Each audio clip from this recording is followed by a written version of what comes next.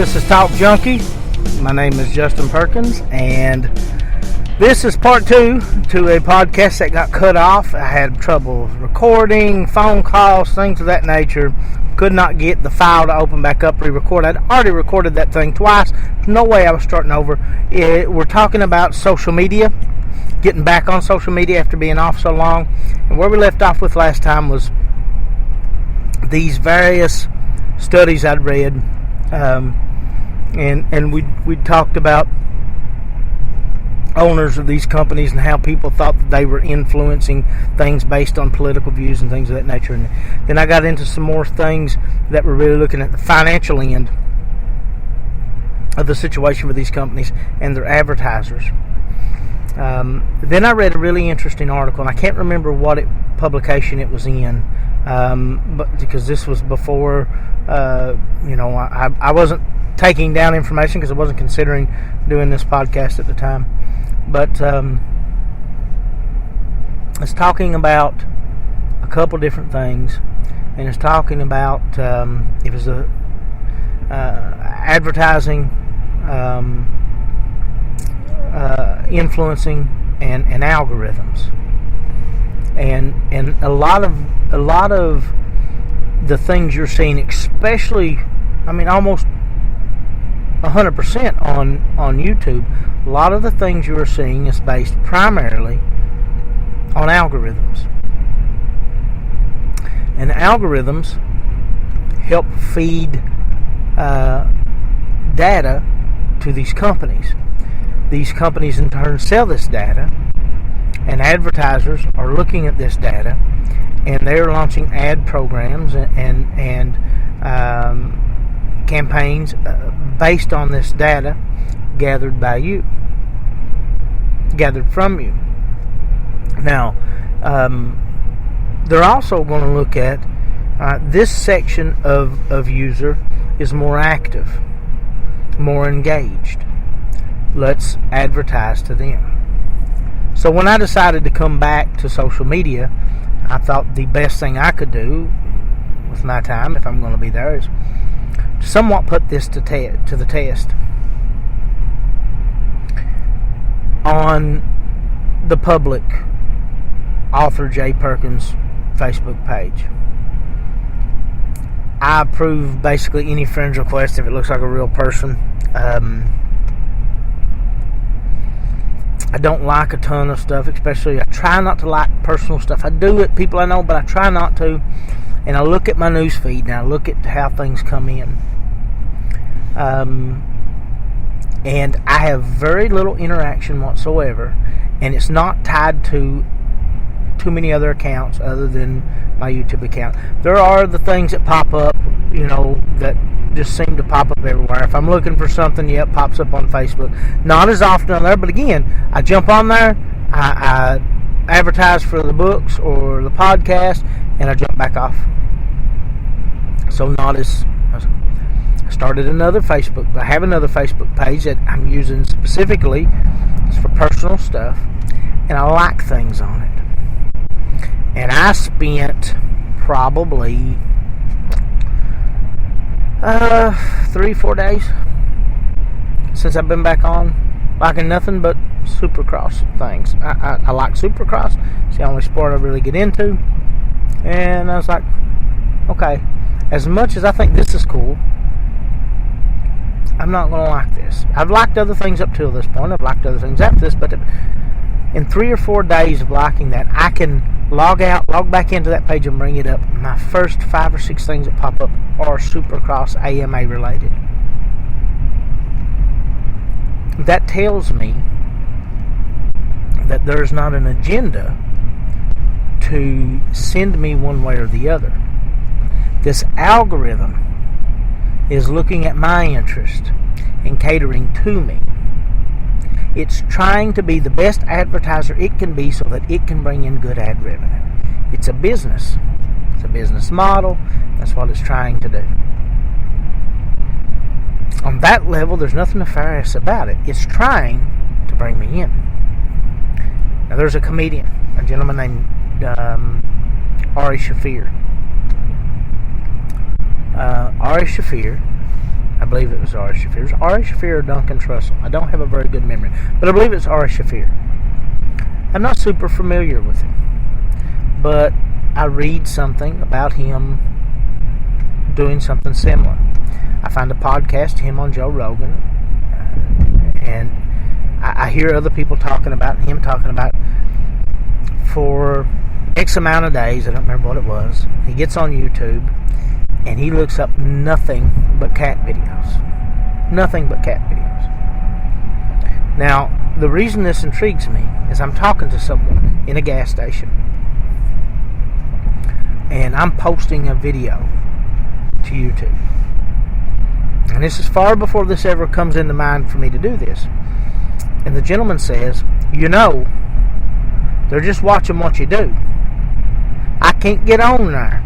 And this is a while back. Without there being something on there about Hillary and the Democrats and what they're doing, he said, and them attacking some good American. That's all I see. That didn't register. I didn't store that as... I thought, man, okay. Don't get on YouTube, if that's the case. That floated around in my head a couple times, and I'm like, I'm not seeing this. So then I went to look for it, and I looked for it a couple times, and I started noticing there was a lot of political videos started popping up, and I was like, maybe this guy's right. I hear the thing from Ari Shaffir about the cats, and I think to myself about that guy saying that. Then I think about what happened to me. Well, it started popping up for me after I looked for it a couple times. So then I said, well, I'll tell you what, I'm going to get as specific as I can get. I'm going to pick a guitar, a model, and everything, a brand, and that's all I'm going to look at for, a week. It didn't take a week. It took a couple of days. But I did literally go on in numerous times. First day was kind of a wash, because here's the kicker. I was interacting with, watching, and liking other videos. You can't do that. I go in, type in this guitar brand, this model number, and look for reviews and different things about it. Now, the model number was a little too specific, and it wasn't evidently a very popular guitar. And I go back later and look up, and there's not that many videos about the guitar. But the brand is Ibanez. It's a very popular brand. Man, if it involved Ibanez, it was on my radar on YouTube, period. The same goes for my next search. Okay, my favorite band's Deftones. I listen to them a lot. I listen to a lot of different bands. I'm going to look up nothing but Deftones covers. People covering Deftones, or Deftones covering songs of other bands for the next couple of days. Completely and totally. That's it. That's what's on my basically YouTube feed. As I'm scrolling, that's what I'm seeing. And I think to myself, this now has just been a couple of days ago. I'm going to start an account on Twitter or Instagram. I'm going to pick one. I'm not going to say which one. I'm going to use a name that can't be traced back to me, that people won't know it's me. I'm going to use a fake picture that I'm going to pick the opposing. I'm going to, let me see how to word this. I basically started 2 anonymous accounts, 2 anonymous emails, 2 anonymous accounts, not linked to myself. A different picture for each profile picture. I made one tweet on one that very much was political in a certain manner to a certain wing. On the other side, I used a different profile picture, and I made one tweet, one comment, very much directed to the opposing side. Now you have to understand, I feel that the left is so far left and the right is so far right that they're basically in the center, just on the other side of the circle. And I don't understand the mentality. But this is where it got interesting. I thought, let me take and make a statement, a veiled statement. It has to be somewhat cryptic, a very left-leaning statement, but a cryptic left-leaning statement. And go and add 50 people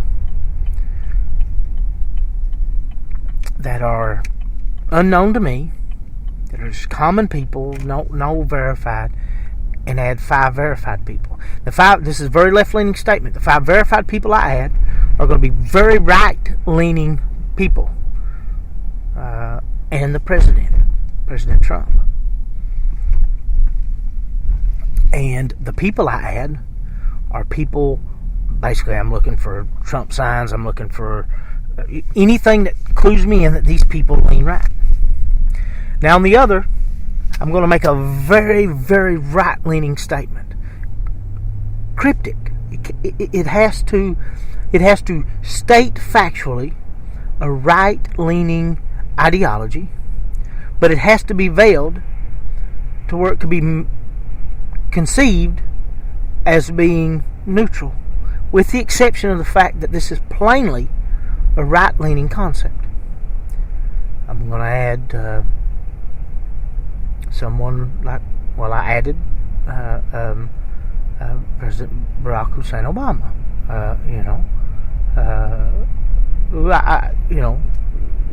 He's a former president, but he's a former Democrat, and I'm not linking him to the far left, but he is a former Democrat, and he has probably the most moderate group, I would say, of Democrat followers, and he had some moderate Republicans that followed him. But from there, I needed to find people much more left, people like Elizabeth Warren, Hillary Clinton. So I get my verified people. Then I look for, and it's very easy to find very far left-leaning, almost radicalized people, because for some reason they have a very loud voice, tweet a lot, easy to find, put up a lot of pictures on Instagram. And I let it go. Now obviously, I didn't get to 50 people on either one, by the way. I think I got to 20 on the far right people and just got bored of looking. The far left people just far easier to find. So I got to 20, 25, and I was like, okay, that's close to what I had on the other one. I'm not going to sit here all day. Look, I'm not a scientist. I'm not that devoted, but I thought it'd be fun. It's the thing I find. I redo the post a couple times to make sure these people are seeing it. The post gets a good number of likes. I don't remember the exact number, but considering the few number of people I've had on each one, it got retweeted numerous times on the far left side. Retweeted, very, very, very proactive. Retweeted numerous times. And that feed was full of things related to a more left-leaning ideology, from candidates to political things, and it was very politically driven, which I did like political figures. Same thing on the right. They didn't retweet as much, but I got a lot of American flag comments, a lot of Trump, I got a lot of comments on it. Now, on the left-leaning one, I knew the gig was up when I got 3 or 4 just comments in a row, like the 4th or 5th time I retweeted this thing. Hey, like, that doesn't make sense. What you're saying, you're not much of a liberal to say such a thing. And it wasn't a liberal statement at all. So it got found, but it took it a while. Now, on the right-hand side, had very little engagement. Very few people were engaging with this very little liberal statement. They were just supporting it because I may or may not have had I had a picture with each one. That's the big thing, and that's I'm not going to say what the tweet was. I'm not going to say what the picture. I don't want this to be this is ongoing. I don't want people to know what it is because I don't want people to be able to find it and ruin it. But the picture probably got it many likes as the tweets. But I'm finding that in those comments that it was a constant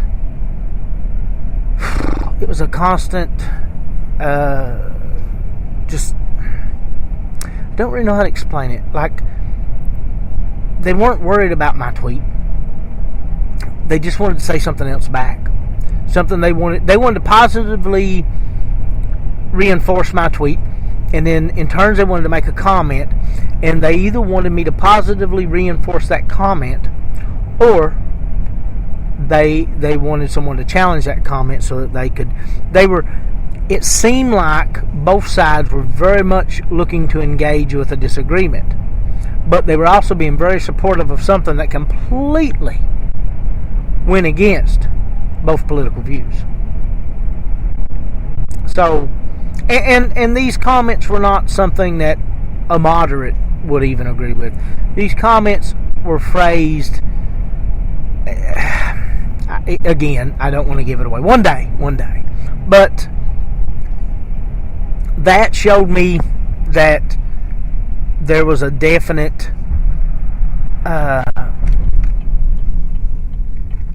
I don't know, almost a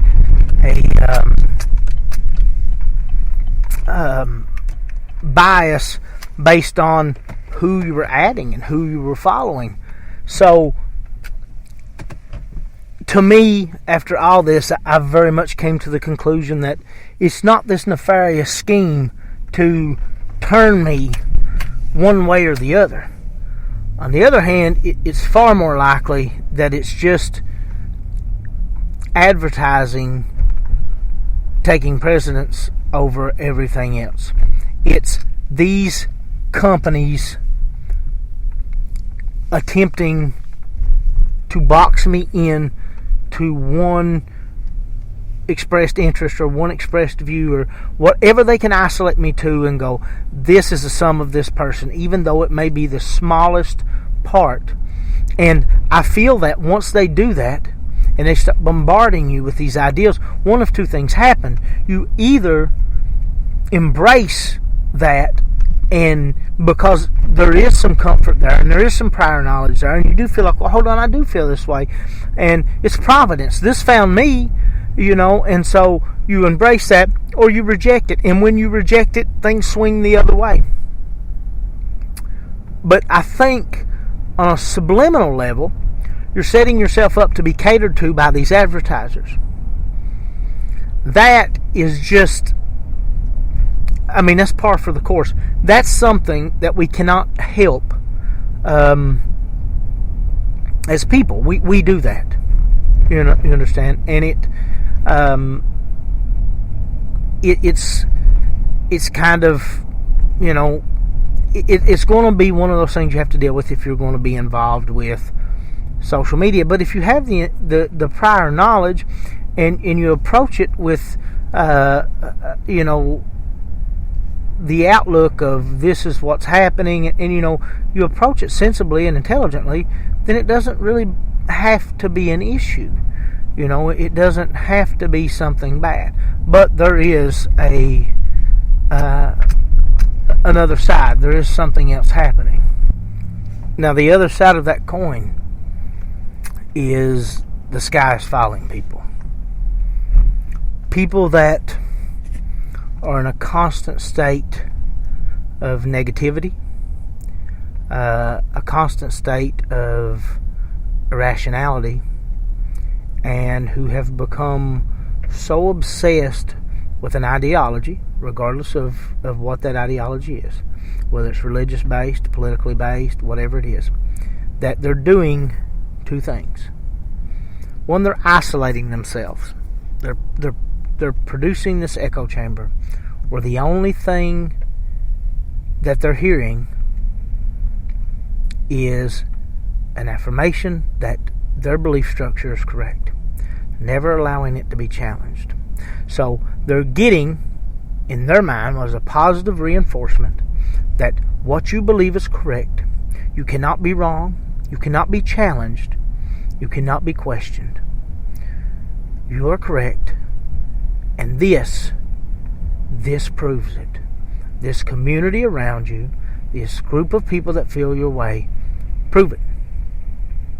And oh yeah, by the way, here's the most negative things we can find about the people you don't agree with. And so, two things pop up. One, your beliefs are no longer truly your beliefs, even though it may have started out to be what you believe, or it may have become, or it may have initially been your belief structure that was helping to build this foundation. It is now strictly the algorithm. You are the algorithm. The algorithm is you. And you're unknowingly inviting this in. But even worse is you're accepting it. And it's changing you. I see it change people. I've seen it change myself, but I see it change people substantially. People who are very passive, not even passive, that's not a fact. People who are very sensible and very engageable and very understanding and people you can reach conversationally and with good discussion and good data. You may have the ability to change your mind, because people talk about conversation. I talk about conversation all the time, and I talk about the desire to have conversation. To some degree, I love to debate, and I hear people say they like to debate, and I like to have good conversation. To me, at some point in a good conversation or a good debate, there has to be the opportunity. You have to be willing and open for the opportunity to have your mind changed. If you are so set in your belief structure that there's no chance of ever changing your mind, if you can never be wrong, you can never have good conversation, you may be able to be great at debate, but the quality of the conversation will lack severely, and you'll never be a complete person. I've had my mind changed back, changed again, all in the same conversation. And someone who is very articulate and very intelligent and very giving in a conversational way has the ability to challenge you. And if you can be challenged and you can accept that challenge and be able to look at yourself and say, there's the possibility that I'm wrong, then you have the possibility to have real conversation, to have real discussion. Social media takes that away. It puts a pride in being right. It takes a pride in being on a side. And it divides you. It divides people. It's divided people politically, socially, and in all walks of life now. We are very much divided. And we are accepting things that simply are not true. We're accepting narratives that statistically don't add up. And that's unfortunate. But we cannot sit and completely blame this on the CEOs and the people who run these social media sites, because that's what people wanted. That's what I wanted to do, but I was wrong. They are affecting the narrative in their favor, or not even in their favor, to represent what they believe in. But we all are. We're all affecting it. But no matter how hard we try to affect it, the predominant thing is the algorithm. The algorithm is determining that. You know, so I was discussing this with somebody, and you know, I didn't know them very well, and I made a statement that they scoffed at and thought was so ridiculous. And I made it as a joke, and now that I think about it, I'm afraid of artificial intelligence. I don't know that it will ever be as big a threat as Elon Musk thinks it'll be, but I am afraid of it because there's the possibility that he's right. And we were discussing that, and this gentleman says, well, I don't know about you, but and he used a double negative. If you're not from Eastern Kentucky, you can make fun of the way we talk all you want. I'm very proud of the way we talk, very proud of where we're from. I have no... Look, we were so isolated and lived such a rough existence. Our grandfathers and great-grandfathers and great-great-grandfathers and grandmothers and aunts and uncles and great-aunts and great-great-aunts and uncles and stuff lived such a hard, separated life that they had to come up with everything on their own, including a dialect. And so I have great pride in it. This gentleman, and I have done it many times myself, used a double negative and said, ain't no... That's correct. Ain't no machine gonna take over nothing as long as I'm living, because ain't no machine that can survive an AR. Well, he's not watching the same Boston Dynamics videos that I'm watching that are scaring me. Ain't no way I'm gonna trust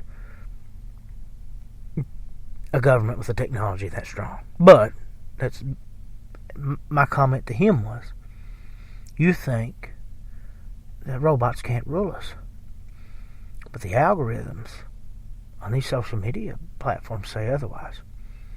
We're being controlled, not by some corporate head, not by an algorithm built to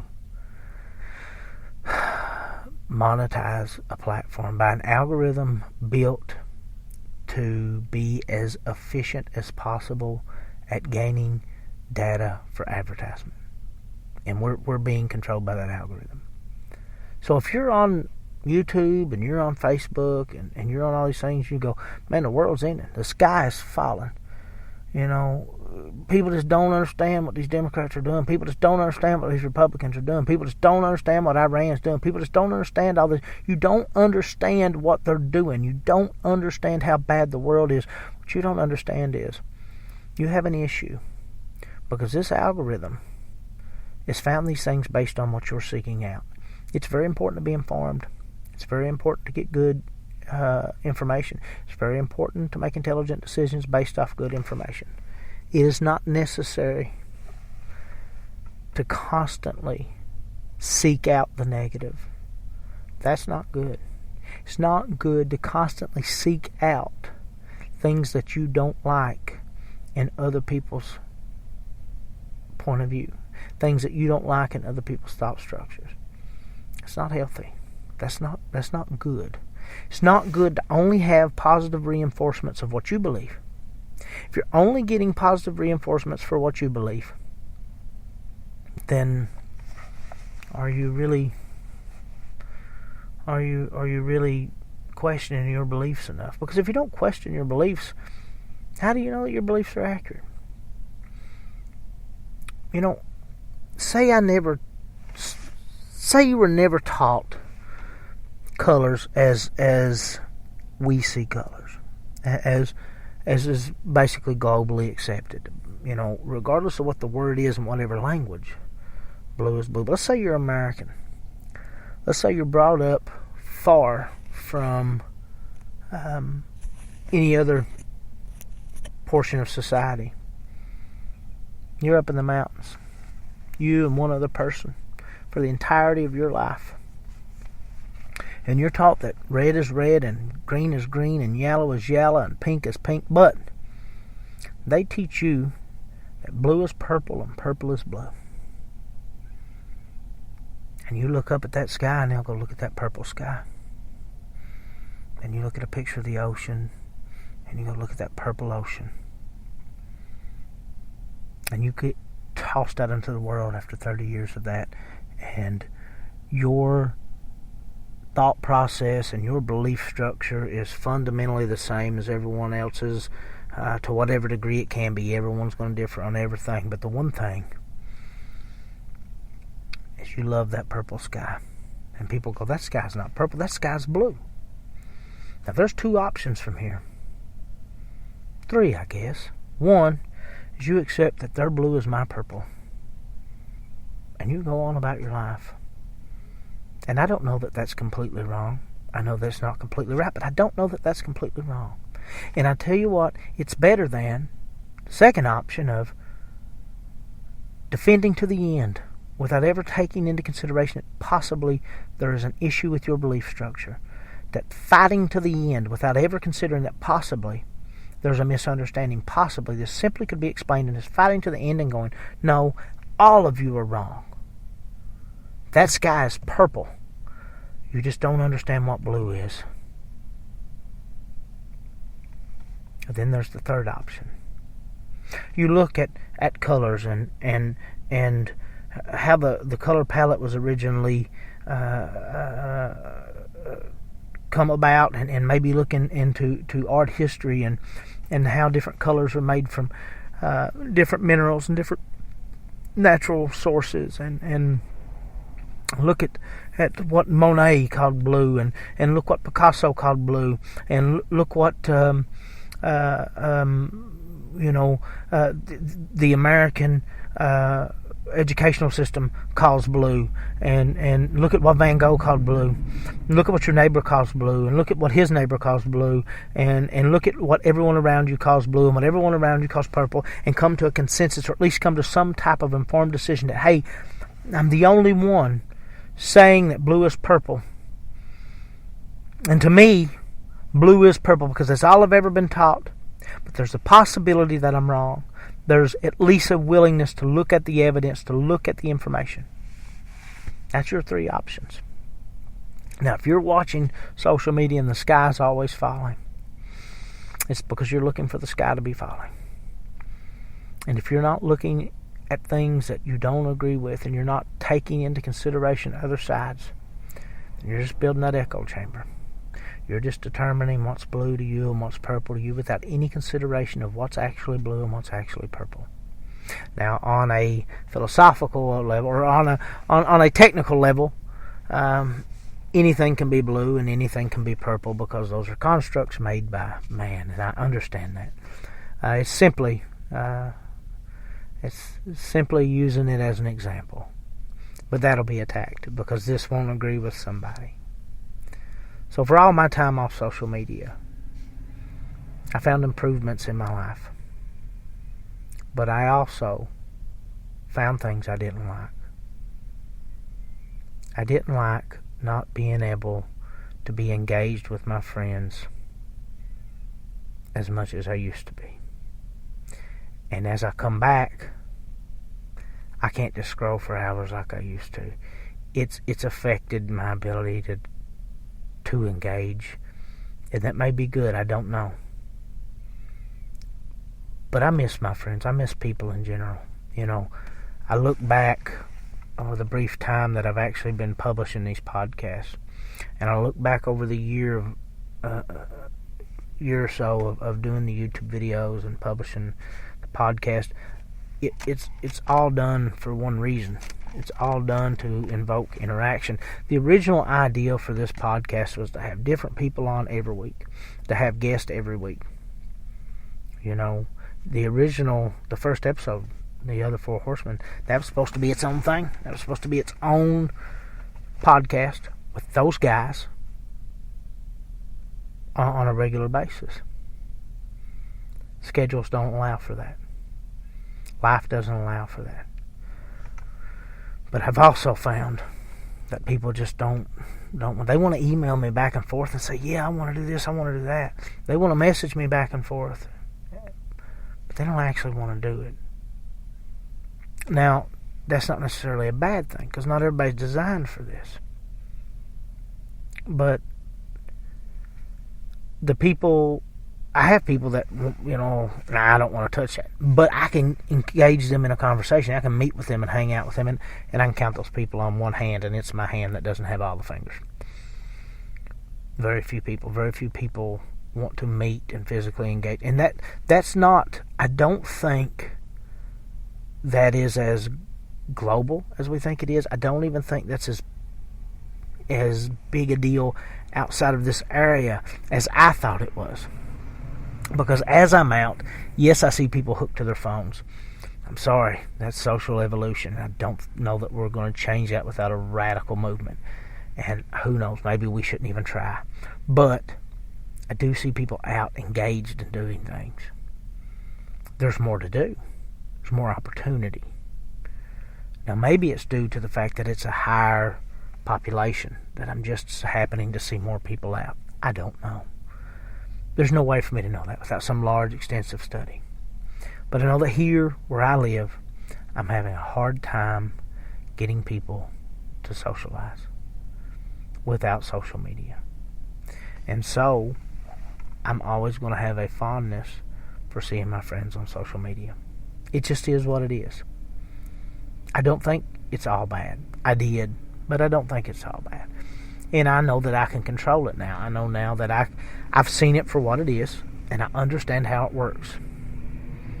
And, I think it's important to see it for what it is, not to overvalue it, and maybe not to undervalue it. But understand, there's the possibility you can become the algorithm, that you can fall victim to it. And maybe Elon Musk is wrong. Maybe one day robots won't rule the earth. But programs may manipulate us to a point that we don't recognize who we used to be. And to some extent that happens. These algorithms are everything to these companies, and they're going to continue to use them. And that allows them to gain more influence and possibly affect free speech and possibly affect a lot of different things. And, we do have to be wary and conscious of that. It's important that we keep that in sight. But, again, this come in two parts because the first one just kept messing up. It wasn't all going to fit on the first one, but the first one just kept goofing up. I think this is probably my favorite one I've ever done, especially the second part. I've enjoyed it. I enjoyed the topic. I enjoyed the theory behind it. I would love to sit down and hook up a bunch of microphones and have a panel discussion about this. I think this is a topic better served with multiple voices in long form, couple-hour podcast. Really sit down and discuss it. And I think that would be a far better way to sit and discuss it. But I really enjoyed doing this one. I have talked to some people. I will probably do a YouTube video over this same topic because it's kind of where the YouTube stuff got started. Be a little more condensed, but do the actual videos. Some people do like the videos better. For what reason I don't know. But having said that, I was getting good engagement with those videos. Quit for a while and now coming back. I don't know, but I am currently available on social media. If you want to find me, it's Author J Perkins on Facebook. AuthorJPerk@gmail.com if you want to email us. It's J Perkins on YouTube. I don't have a ton of people, so you gotta look for the guy standing with the microphone talking. That's the picture on it. But you'll get on there. Every episode of this podcast goes to iTunes, Google Podcasts, Spreaker, a bunch of other ones, and YouTube, and a Facebook page. I am on Twitter. I believe Twitter is @JPerk213. Not 100% sure. I am on Instagram, and I believe that is Author J Perkins. I'm not 100% sure on that. I know that's sad. I should be, but I don't. Those are very new to me. But I've got a lot of comments lately. I've got likes. So if you go into iTunes, give us a rating, whatever you can do. Share this. Share it anywhere you can share it. Share it on Facebook. Share it anywhere. If you enjoyed it, let me know. If you got comments about it, things of that nature, let me know. Again, I am working on one coming up that I'm doing a lot of research for. I can't wait to get it out. I think I'm really going to enjoy doing it. But up till now, this one, especially the second part of this one, has been my favorite so far. So if you're just hearing this, go back and listen to the first part, because you really need the first part. You really need to kind of do this in 3 parts. You need to listen to Social Media Detox. You need to listen to part 1 of this, which just abruptly got cut off. Then you need to listen to this part, and they really complement each other. I really enjoyed doing this. I really thank everyone. January 30th, that's a Thursday, the Red Spotted Newt, READ, Red Spotted Newt in Hazard, Kentucky, opens. A wonderful bookstore. If you're local, go check that out. All the national ads are at the beginning or end of this podcast, and I don't have any say-so in those, so you can read those, but these are the local ads. But check that out. Like I said, hit me up on social media somewhere or another. Let's make it a positive thing. I hope everybody enjoyed, and thank you guys. Have a good day.